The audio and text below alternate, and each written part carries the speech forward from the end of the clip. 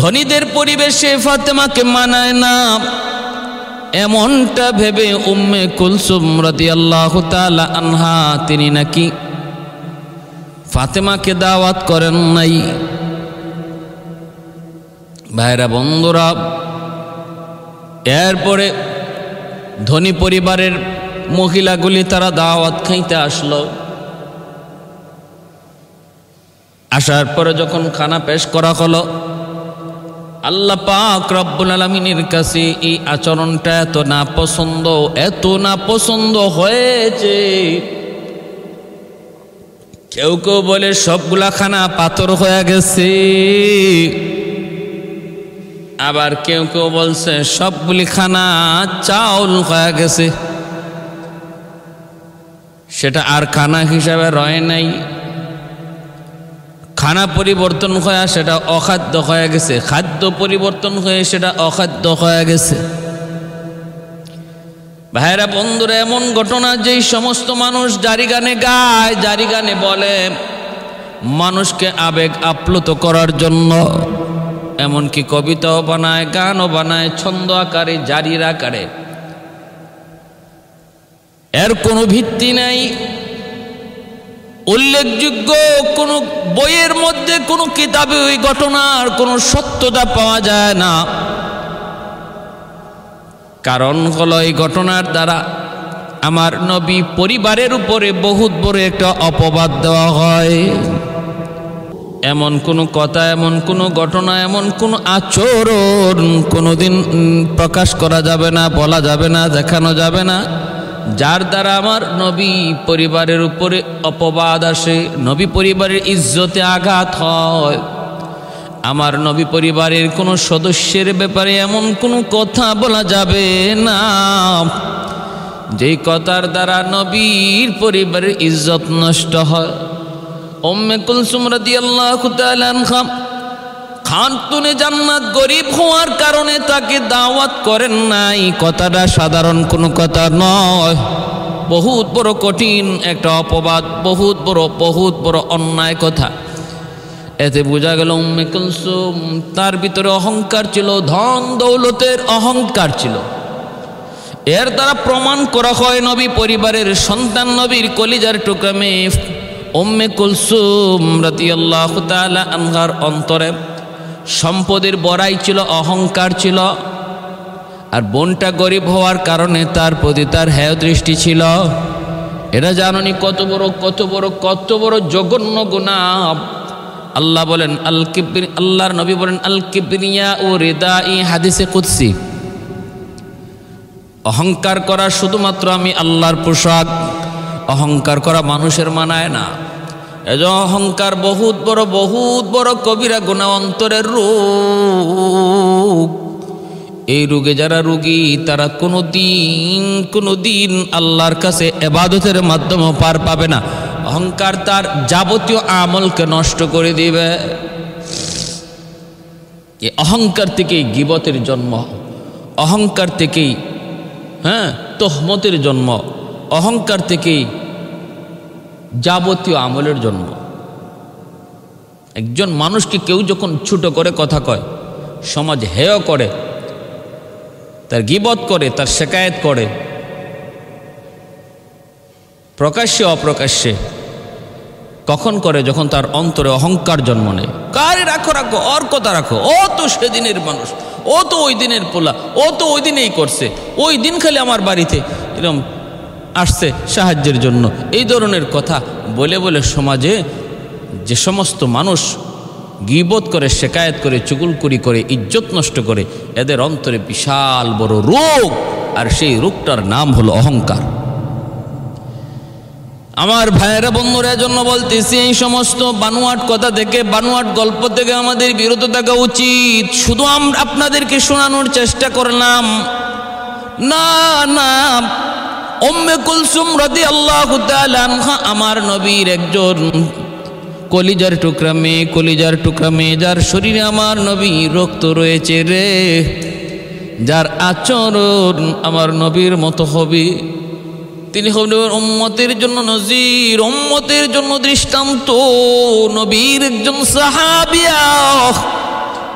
নবী বলেন আসহাবী কান্নুজুম বিআইয়িহিম ইকতাদাইতুম ইহতাদাইতুম। আমার এক একজন সাহাবী তোমাদের জন্য আকাশের নক্ষত্র স্বরূপ। তোমরা এক একজন সাহাবীকে অনুসরণ করলে হেদায়েত পেয়ে যাবা, সঠিক পথ পেয়ে যাবা, জান্নাতের পথ পেয়ে যাবা। আল্লাহর নবী সাহাবীদের ব্যাপারে এতটা গ্যারান্টি দিয়েছেন। নবী বলেন ইযা রাআইতুমুল্লাযীনা ইয়াসুব্বুনা আসহাবী ফাকুলু লানাতুল্লাহি আলা শাররিকুম। তোমরা যদি দেখো আমার কোনো সাহাবী, নারী হোক চাই সে পুরুষ হোক, তাকে কেউ গালমন্দ করে, তার চরিত্র নিয়ে কেউ কথা বলে, তারে কেউ মন্দ বলে, তারকে কেউ অপমান দেয়, তোমরা বলো ফাকুলু লানাতুল্লাহি আলা শাররিকুম। নবী বলেন তোমরা সাথে সাথে জবাব দিয়ে দিও, বইল তোর উপরে আল্লাহর লানত। আল্লাহ নবী বলছেন, আল্লাহ নবী বলেন সাথে সাথে জবাব দিয়ে দিও তোর উপরে আল্লাহর লানত, তোর উপরে আল্লাহর লানত। এজন্য আমার ভাইরা বন্ধুরা, উম্মে কুলসুম রাদিয়াল্লাহু তাআলা আনহার প্রথম বিবাহ হয়েছিল আবু লাহাবের ছেলে উতাইবার সঙ্গে। আবু লাহাবের দুই ছেলে আমার নবীর দুই মেয়েকে বিয়ে করেছিল। উতবা বিয়ে করেছিল রুকাইয়াকে, আর উতাইবা বিয়ে করেছিল উম্মে কুলসুম রাদিয়াল্লাহু তাআলা আনহাকে।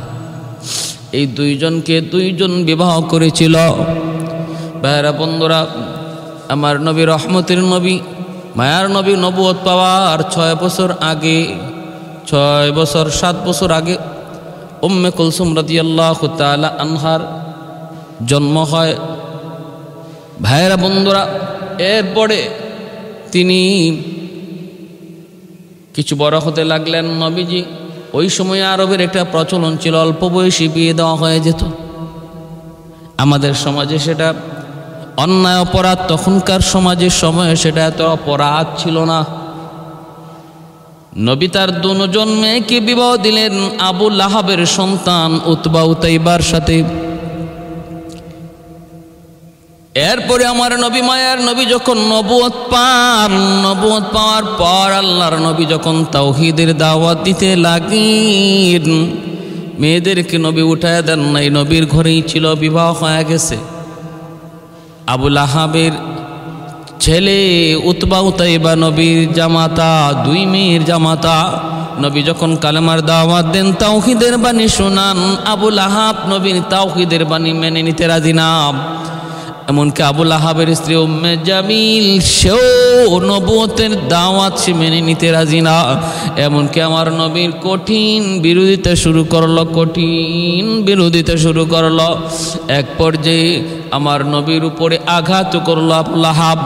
কেউ আঘাত করার সাহস করে নাই, সবার আগে আঘাতটা করলো আবু লাহাব। যখন নবী কালেমার দাওয়াত দিতে জাবালে আবি কুবাইস থেকে নবীজি দাওয়াত দেওয়ার জন্য সবাইকে ডাক দিয়েছিলেন। আল্লাহর নবী ডাক দিয়েছিলেন আর বলেছিলেন, আমি যদি বলি পাহাড়ের ওই প্রান্তে তোমাদের জন্য দুশমন অপেক্ষায়, তোমরা কি আমার কথাটা মেনে নিবা? বলেছিল সবাই, হ মানব, কারণ তুমি তো আল আমিন। আল্লাহ নবী বললেন, তাহলে আমি বললাম কালেমা যদি গ্রহণ না করো বিপদ বিপদ বিপদ। আবু লাহাব তখনই একটা ঢিল মারল, নবীর দিকে ঢিল মারলে বলল, আলী হাদা জামাতানা ইয়া মুহাম্মদ, তাব্বান লাকা ইয়া মুহাম্মদ। মুহাম্মদ তুমি ধ্বংস হও, তুমি ধ্বংস হও, এজন্যই বুঝি জমায়েত করেছো। এই বইলা ঢিল মারলো। সাথে সাথে আল্লাহ পবিত্র কোরআনের সূরা লাহাব নাজিল করে জবাব দিয়া দিলেন। আল্লাহ বললেন, বন্ধু জবাব তুমি দিও না, আবু লাহাবের গালির জবাব আমি আল্লাহ দিব। কারণ আবু লাহাব তোমারে গালি দেয় নাই বন্ধু, মূলত গালি দিয়েছে আমি আল্লাহকে। যতদিন পর্যন্ত তুমি তোমার কথা বলেছো, আবু লাহাব তোমাকে কোনোদিন গালি দেয় নাই। যেদিন থেকে তুমি আমার কথা বলা শুরু করেছো, সেদিন থেকে তোমারে গালি দেয়। এর আগে ছিলে তুমি আল আমিন, এখন হয়ে গেলে দুশমন। অতএব তোমাকে গালি দেয় নাই, গালি দিয়েছে আমি আল্লাহকে। আল্লাহ জবাব দিয়ে দিলেন, তাব্বাত ইয়াদা আবি লাহাবিন ওয়া তাব। এই সূরা নাজিলের পর আবু লাহাব, উম্মে জামিল খেপে গেল। আরবের মধ্যে এটা রটে গেল, মুহাম্মদকে অপমান করার কারণে আবু লাহাব উম্মে জামিলের ব্যাপারে কোরআনের সূরা নাজিল হয়ে গেছে। আল্লাহর নবী, রহমতের নবী, মায়ার নবীর উপরে আবু লাহাব উম্মে জামিল খেপে গেল।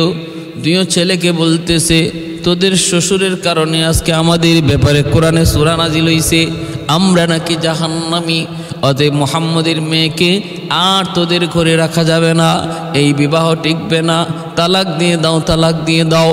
আল্লাহর নবীও এই দিকে আল্লাহর কাছে চাইতেছিলেন, মালিক হয় তুমি আমার দুনো জামাতাকে মুসলমান বানায় দাও, আর নতুবা আমার দুইও মেয়েকে ওদের কাছ থেকে উদ্ধার করে দাও। নবীও দোয়া করেছিলেন, আল্লাহ হয় তুমি আমার জামাতাকে, দুনো জামাতাকে মুসলমান বানাও, নতুবা আমার দুইও মেয়েকে ফিরাইয়া দাও। আল্লাহ দ্বিতীয়টা দোয়া কবুল করেছেন। মুসলমান হওয়া ওদের তকদিরে জুটে নাই, কিন্তু বাপ মার চাপে পইরা দুইও পোলা রাজি হয়ে গেছে নবীর দুনো মেয়েকে তালাক দেওয়ার জন্য। আয়েশা আল্লাহ নবীর কাছে আয়েশা, দুইও ছেলে তালাক দিয়ে গেছে নবীর মেয়েকে। আল্লাহ নবী কষ্ট পাইছেন, মায়ার নবী কষ্ট পাইছেন। এরপরে দ্বিতীয় হিজরিতে এরপরে নবীজি রুকায়াকে বিবাহ দিলেন হযরত উসমান গনি রাদিয়াল্লাহু তাআলা আনহুর সাথে। উসমান গনি রাদিয়াল্লাহু তাআলা আনহুর ঘরে থাকা অবস্থায় হযরত রুকাইয়া রাদিয়াল্লাহু তাআলা আনহা দ্বিতীয় হিজরিতে মদিনাতুল মুনাওয়ারায় তিনি ইন্তেকাল করেন। আর ওনার ইন্তেকালের পর আল্লাহ নবী তার তৃতীয় মেয়ে হযরত উম্মে কুলসুম রাদিয়াল্লাহু তাআলা আনহাকে উসমান গনির কাছে বিবাহ দিলেন। উসমান গনির ঘরে উসমান গনি জীবিত থাকা অবস্থায় আবার হযরত রুকাইয়া উম্মে কুলসুম তিনিও উসমান গনি জীবিত অবস্থায় তিনিও ইন্তেকাল করলেন। আল্লাহ নবী তখন বলেছিলেন, আমার যদি 10টা মেয়ে থাকতো, 10টা মেয়েও থাকতো, তবু আমি ওসমানের কাছে পরপর বিবাহ দিতাম।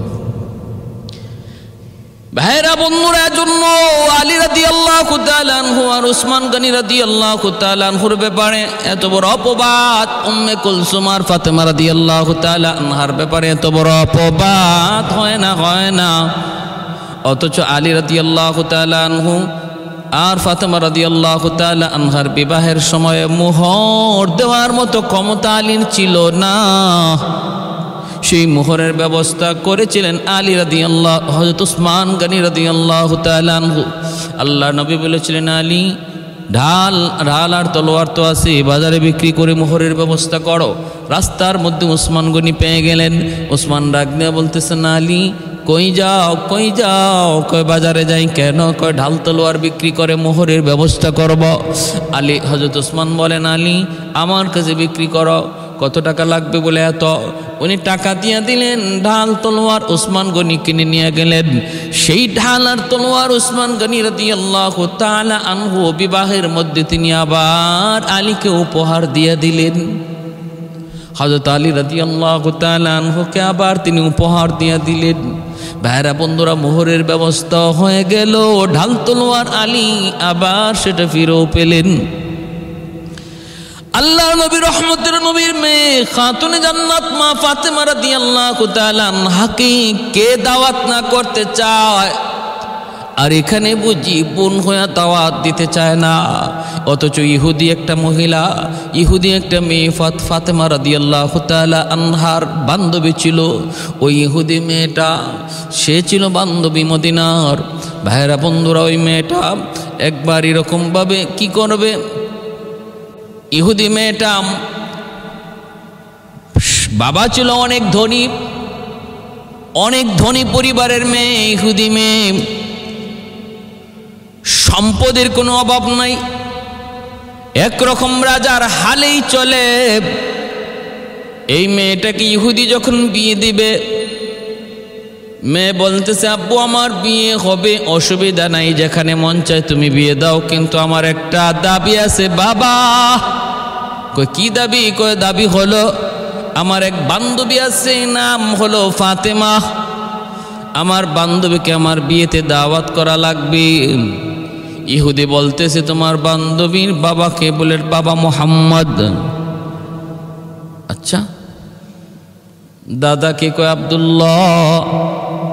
ইহুদি বলতেছে, মা আমি তো দাওয়াত করব, কিন্তু কোনো গরিব ফকির এরকম কোন লোককে তোমার বিয়েতে দাওয়াত দিতে পারি না, কারণ আমার এই অনুষ্ঠানে ভিভিআইপি রাজা বাদশার পরিবার তারা দাওয়াত খাইতে আসবে, ওদের মাঝে আমি কোনো ফকির মিসকিন গরিব কাউকে দাওয়াত করব না, করতে পারিও না। তোমার বান্ধবী ফাতেমা সে কেমন? কয় খুব গরিব, দেখছি আমি জামা পরে 5টা 6টা তালি দিয়া। ইহুদি কয় অসম্ভব, তাহলে এই প্রস্তাব প্রত্যাখ্যান, এটা কখনো কবুল হবে না, এটা গ্রহণযোগ্য না, এটা আমি মানতে পারি না। এমনি মেয়েটা কান্না শুরু করে দিল। 3 দিন পর্যন্ত মেয়ে কিছু খায় না, কথা বলে না। মাকে সাফ সাফ জানাই দিল, মা আব্বুকে বলে দিও আমার বিয়ে যদি করাইতে হয়, যদি অনুষ্ঠান করাইতে হয়, অযথা খরচ করে কোনো লাভ নাই, বান্ধবী ফাতেমা ছাড়া আমি বিয়ে বসবো না।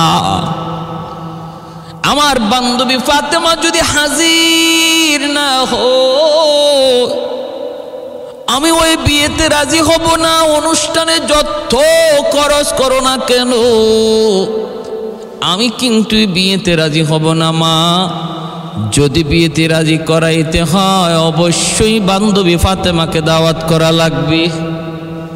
ইহুদি আমার নবীর মেয়ে ফাতেমাকে দাওয়াত দেয়, আর ওই গুমরার দল, বদভ্রষ্টের দল বলে ওরা নাকি নবীর বোন হয়ে নাকি বোনকে দাওয়াত দেয় না গরিব হওয়ার কারণে। ইহুদি মেয়ে খানা বন্ধ করে দিল, 3 দিন চলে যায়।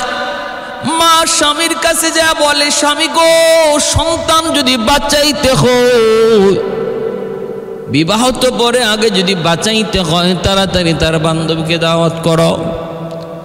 এমনি বাবা আসছে, আয়েশা বলতেছে, মা রে একটু থাম, এ মা শোন তোর কথা আমি মানবো, কিন্তু মা একটা শর্ত আছে, একটু যা দেখ না, খবর নেয়া দেখ, একটা চিঠি নিয়ে চিঠি পাঠা। তার বাবার বংশে তার মায়ের বংশে কেউ রাজা ছিল কিনা, কেউ বাদশাহ ছিল কিনা, জমিদার ছিল কিনা। যদি তার বাবার বংশে মায়ের বংশে কেউ না কেউ জমিদারও থাকে, আমি বলবো অমুক জমিদারের নাতিন, অমুক জমিদারের সন্তান। একটু চিঠি লেখ। বান্ধবী চিঠি লিখতেছে খাতুনে জান্নাত ফাতেমা রাদিয়াল্লাহু তাআলা আনহার কাছে। চিঠির ভাষা ছিল এমন, বান্ধবী আমার বাবা আমাকে বিয়ে করানোর জন্য, বিয়ে দেওয়ার জন্য পাগল, আমিও বিয়ে বসার উপযুক্ত, কিন্তু আমি শর্ত করেছি তুমি যদি আমার বিয়েতে না আসো আমি কিন্তু বিয়ে বসব না, আমি বিয়েতে রাজিও হব না, এই অনুষ্ঠানই হবে না। কিন্তু আমার বাবা তো বলেছে কোনো রাজা বাদশার সন্তান ছাড়া, জমিদারের পরিবার ছাড়া কাউকে বিয়েতে দাওয়াত করা হবে না। আমি খানা দানা বন্ধ করে দিয়েছি, 3 দিন পর্যন্ত চলে গেছে, কোনো কথা নাই, বার্তা নাই।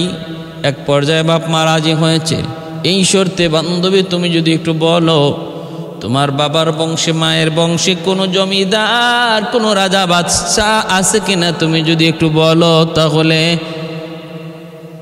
আমার জানো বাসে তুমিও এই দাওয়াতে আসো। এই চিঠি যখন খাতুনে জান্নাতের কাছে পৌঁছল, তখন তিনি আল্লাহ নবীর কাছে গেলেন চিঠি লইয়া। বাবা আমার এক ইহুদি বান্ধবী আছে, আমার ওই ইহুদি বান্ধবী সে বিয়ে বসবে এক শর্তে, যদি আমি তার অনুষ্ঠানে যাই। কিন্তু তার বাবা বহুত বড় ইহুদি, সে অনেক ধন সম্পদের মালিক, সম্পদের অহংকার তার অন্তরে খুব বেশি, এজন্য সে কোনো গরিবকে অনুষ্ঠানে দাওয়াত করতে রাজি না। কিন্তু আমার বান্ধবী সেও তার দাবি থেকে শর্তে রাজি না। এই অবস্থায় বাপ মা রাজি হয়েছে এই শর্তে যে আমাদের মা বাবার বংশে কোনো জমিদার কোনো রাজা বাদশাহ ছিল কিনা। আব্বু এটা তো তুমি বলতে পারবা, আব্বা এবার তুমি বলো আমি কি করব। আল্লাহর নবী রহমতের নবী মায়ার নবী বলেন, মা রে তুমি বিয়ের অনুষ্ঠানে দাওয়াত খেতে যাবা,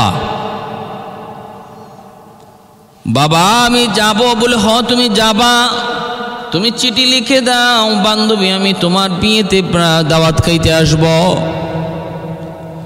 বান্ধবী আমি তোমার বিয়েতে দাওয়াত খাইতে আসব। আর নিচে লিখে দিবাস, দুনিয়ার রাজা বাদশাদেরকে যিনি রাজা বানায়, দুনিয়ার রাজা বাদশাদেরকে যিনি রাজা বানায়, বাদশা বানায়, জমিদার বানায়, সেই মালিকের দোস্ত হলেন আমার বাবা মুহাম্মাদুর রাসূলুল্লাহ। ওয়ামা আরসালনাকা ইল্লা রাহমাতাল লিল আলামিন।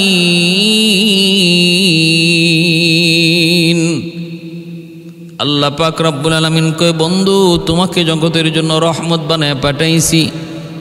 সূরা আলাম নাশরাহ লাকার মধ্যে কয়, ওয়ারাফা'না লাকা যিকরাক, ও বন্ধু আমি আল্লাহ তোমার নামকে উঁচু করেছি। আমি আল্লাহর নাম যত জায়গায়, তোমার নাম তত জায়গায়।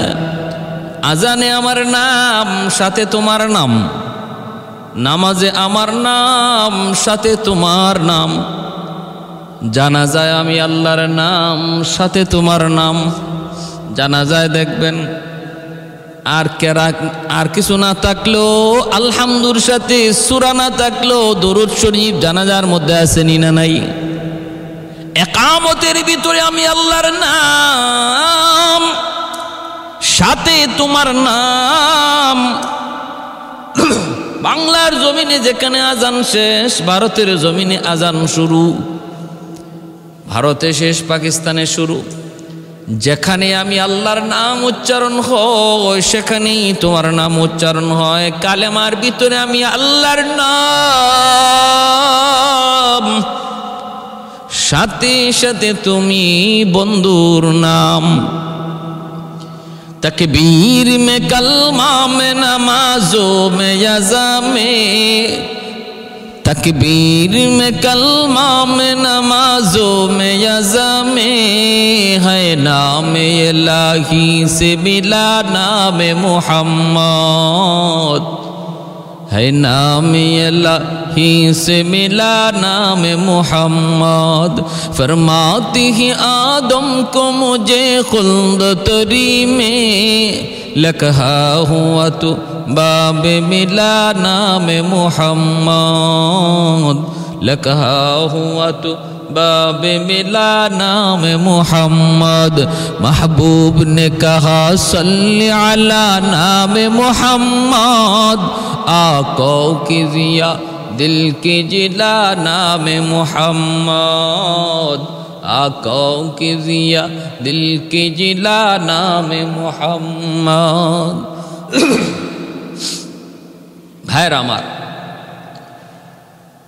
এই চিঠি লিখা বান্ধবীর কাছে পাঠাবে। বান্ধবী বাবাকে যে বলল, বাবা আমার বান্ধবী আসবে। কেমনে আসবে? তার বংশে কোনো রাজা বাদশা ছিল? বলে রাজা বাদশাহ যিনি বানায় সেই মালিক হলো আমার বান্ধবীর বাবার বন্ধু। সে বলে দিয়েছে আসবে বাবা আসবে। এবার তুমি বলো বিয়ে হবে কি হবে না? বাবা কই বিয়ে হবে, ঠিক আছে তারা আসতে বল। রাজা বাদশার পরিবারের সদস্যরা বিয়ের আসরের মধ্যে বসে আছে। এইদিকে আগামীকাল বিয়ের অনুষ্ঠান। খাতুনে জান্নাত বাবাকে বলতেছে, আব্বু কাল তো অনুষ্ঠান, আমি যাব, বিয়েতে যাব। বলে হ তুমি যাবা। সন্ধ্যার সময় একবার কই, বাবা আমি তো আগামীকাল যাব। নবী কয়ে যাবা, কিন্তু পোশাক আশাক কি পইরা তিনি যাবেন? নবী কিছুই বলেন না, কিছুই তো বলেন না। ভাইরা সকালবেলা তিনি যাবেন, রাতের বেলা জিব্রাইল আমিন আল্লাহ পাক রব্বুল আলামিন কয়, জিব্রাইল জান্নাতের ভিতরে ঢুকো, জান্নাতি স্বর্ণ অলংকারের একটা ব্যাগ তুমি তৈরি করো, ভরপুর জান্নাতি স্বর্ণ অলংকার। একজন মহিলা সাজার জন্য যত অলংকার লাগে সব অলংকার দিয়ে একটা ব্যাগ তুমি ভরপুর করো। আরেকটা ব্যাগের ভিতরে জান্নাতি পোশাক, যেই পোশাক পইরা মানুষ বেড়াইতে যায় এমন একটা পোশাক দিয়া ব্যাগ তৈরি করো। দুইটা ব্যাগ আইনা আল্লাহর নবীর কাছে জিব্রাইল আমিন দিয়া গেলেন। আর নবীজি ওই ব্যাগ নিয়ে খাতুনে জান্নাতের দরজার সামনে যা নক করলেন। দরজা খোলা মাত্রই নবী বলতেছেন, মা গো ব্যাগ দুইটা রেখে দাও, সকালবেলা তুমি বিয়েতে যেও। আল্লাহর নবী, রহমতের নবী, মায়ার নবী, তিনি ব্যাগ দুইটা দিয়ে দিলেন খাতুনে জান্নাত। ব্যাগ দুইটা দেখে জান্নাতি পোশাক, জান্নাতি অলংকার পেয়ে শুকরিয়া আদায়তে তিনি নামাজে দাঁড়িয়ে গেলেন। এ ভাই, এজন্য বলতেছিলাম শুকরিয়া আদায়ের জন্য তিনি নামাজে দাঁড়িয়ে গেলেন। নামাজ পড়েন আল্লাহর কাছে শুকরিয়া আদায় করেন। তিনি বুঝতে বাকি রইল না, এ কোনো দুনিয়ার মার্কেটের কোনো গহনা নয়, এই ঘ্রাণ এটাও দুনিয়ার কোনো আতরের ঘ্রাণ নয়, এই পোশাক দুনিয়ার কোনো পোশাক নয়, জান্নাতি পোশাক, জান্নাতি ঘ্রাণ। ভাইরা, সকালবেলা তিনি দামি জান্নাতি পোশাক পইরা বান্ধবীর বাড়িতে রওনা দিছেন। ওইদিকে তো রাজা বাদশার সন্তানরা, মেয়েরা, বান্ধবীরা, তারাও তো বাড়িতে এসে হাজির, জমিদারের মেয়েরাও তারাও তো হাজির। সবার সামনে খাতুনে জান্নাত, জান্নাতি অলংকার পইরা, জান্নাতি সাজে সজ্জিত হইয়া তিনি যখন পুরুষ না কোনো পুরুষের চোখের সামনে নয়, মহিলাদের পাশ দিয়ে তিনি যখন চলে যাইতেছেন, চোখগুলা তাদের বড় বড় হয়ে গেছি। অনুষ্ঠান সেটা যদি মহিলাদের জন্য খাস হয়, সেখানে একজন দিনদার নারী যেতে পারে। পুরুষ মিশ্রণে আজকে আমাদের সমাজের যে বিবাহ অনুষ্ঠান হয়, যেখানে নারী পুরুষ এক টেবিলে বৈশা খানা খায়, এই ধরনের অনুষ্ঠানে যাওয়া হারাম, সাফ সাফ হারাম, সাফ সাফ হারাম। নিজেও যাওয়া যাবে না, পরিবারকেও পাঠানো যাবে না।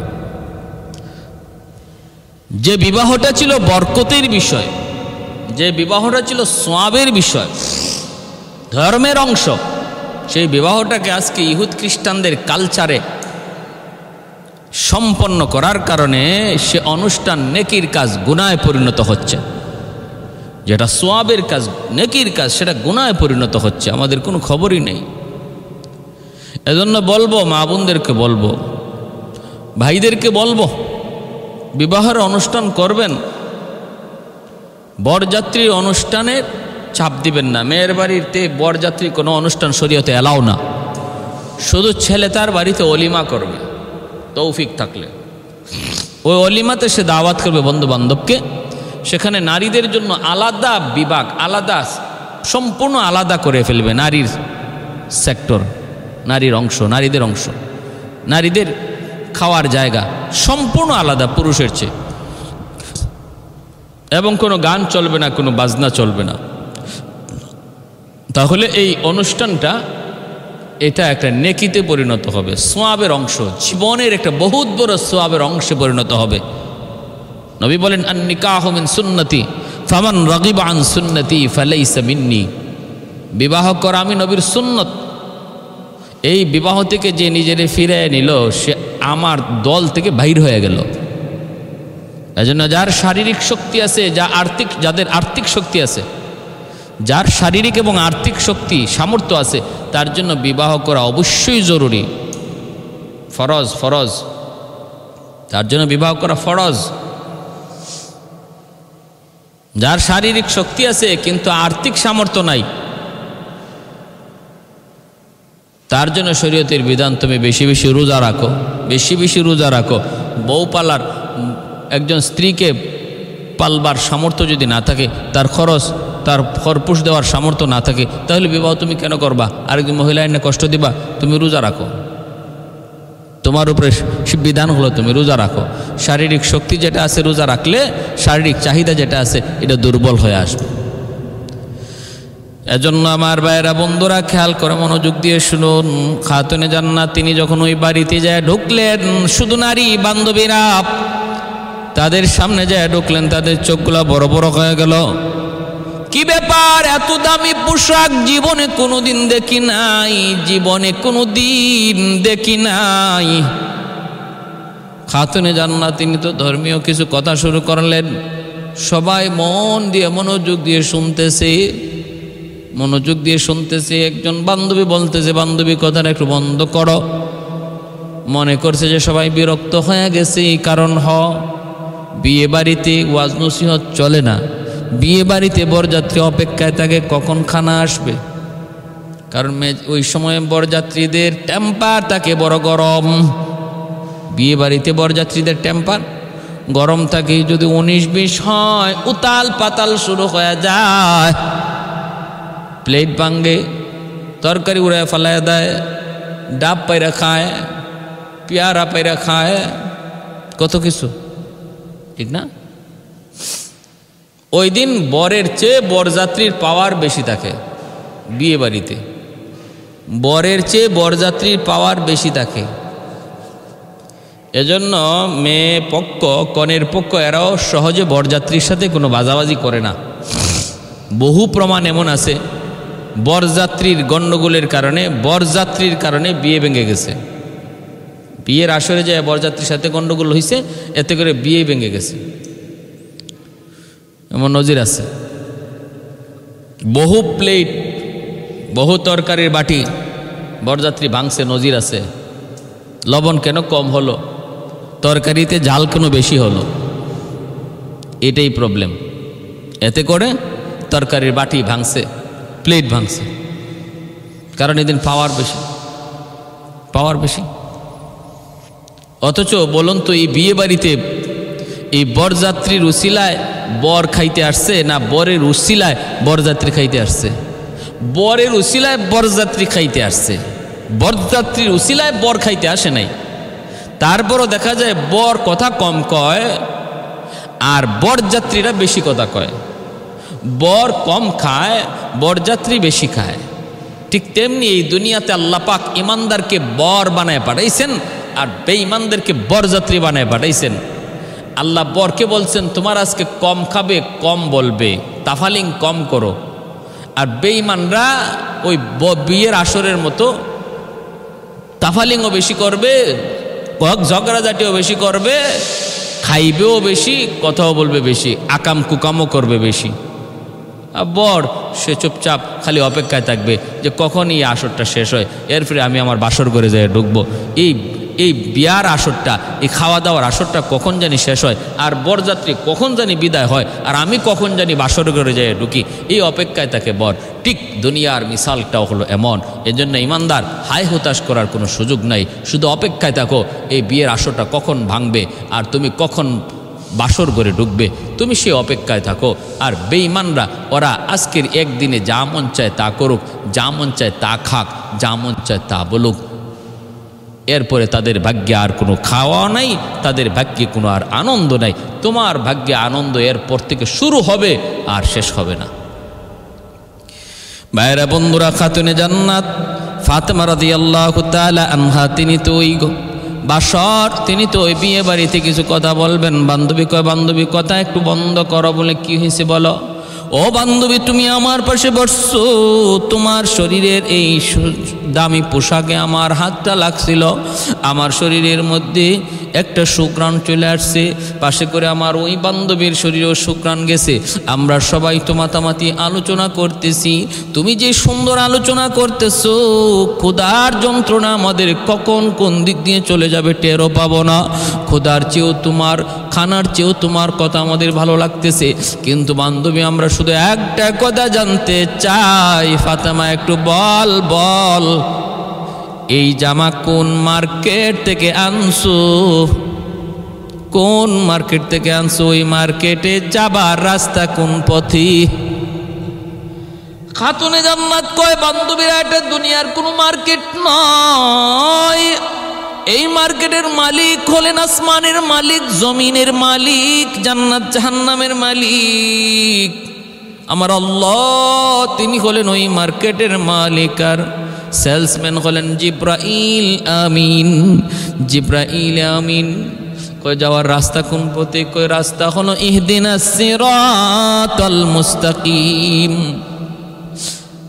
কেমনে যেতে হয়? কয়েকটা কালেমা পড়তে হয়, কালেমা পড়তে হয়, যেই কালেমাটা আমার আব্বা তিনি দুনিয়ার মানুষকে শোনাইতেছেন। বলে কোন কালেমা?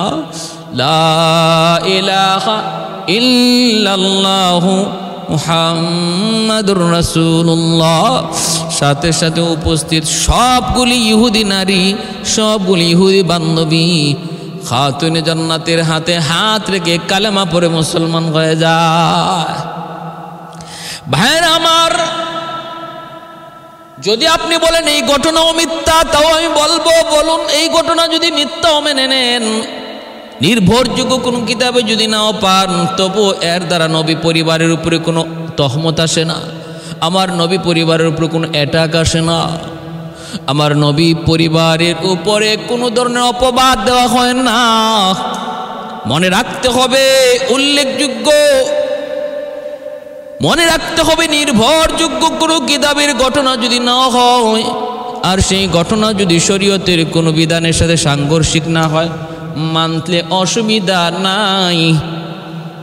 যদি আমার এর দ্বারা আমলের কোনো বিষয় থাকে, বাইরা আমরা এজন্য বলতেছিলাম, আমরা যদি ইসরাইলের রাওয়ায়াত মানি, আমরা যদি নির্ভরযোগ্য কিতাবের কোনো ঘটনা নাও শুনি, তবুও সেই ঘটনা যদি শরীয়তের কোনো বিধানের সাথে, সাহাবায়ে কেরামের ইজ্জতের উপর, নবীর ইজ্জতের উপর, নবী পরিবারের ইজ্জতের উপর, উলামায়ে কেরামের ইজ্জতের উপর আঘাত করে এমন কোনো ঘটনা যদি না হয়, তাহলে সেটা মেনে নিতে কোনো অসুবিধা নাই, যদি এর মধ্যে আমলের কোনো উৎসাহ পাওয়া যায়। আমলের যদি উৎসাহ মিলে, সেটা যদি আকীদা সংক্রান্ত কোনো বিষয় না হয়, আকীদা সংক্রান্ত বিষয়, যে আমি এটা মানলে আমার কোনো আকীদার সাথে দ্বন্দ্ব বেজে যাইতেছে, তাহলে মানতে অসুবিধা নেই। বেয়ার হাজরিন, তাহলে আমরা প্রথম ঘটনাটা যেটা বলা হয় যে উম্মে কুলসুম ফাতেমাকে দাওয়াত দেন নাই, ফাতেমা গরিব হওয়ার কারণে, আর পরিণতিতে তার ঘরের দাওয়াতের সব খাদ্যদ্রব্য সেটা পাথর হয়ে গেছিল। এই ঘটনাটার কোনো ভিত্তি পাওয়া যায় না, সম্পূর্ণ বানোয়াট একটা গল্প, বানোয়াট একটা গল্প। এর দ্বারা আমার নবী পরিবারের উপরে অ্যাটাক করা হয়, কারণ উম্মে কুলসুম নবীজির কলিজার টুকরা মেয়ে, তার উপরে, এবং হযরত উসমান গনি রাদিয়াল্লাহু তাআলা আনহুর স্ত্রী হযরত উসমান গনির উপরেও যে এই অপবাদটা যায় পড়ে, এই অ্যাটাকটা যায় পড়ে। অতএব এই সমস্ত কথা যারা বলে আমরা তাদেরকে বাধা দিব, এই সমস্ত জারিগান যারা গায় তাদেরকেও আমরা বাধা দিব, এবং ইসলামের সুন্দর সুন্দর ঘটনাবলী, সহি সহি ঘটনাবলী আমরা শুনবার এবং আমল করার চেষ্টা করব ইনশাআল্লাহ। আল্লাহ আমাদের সবাইকে বুঝার এবং আমল করার তৌফিক দান করুন।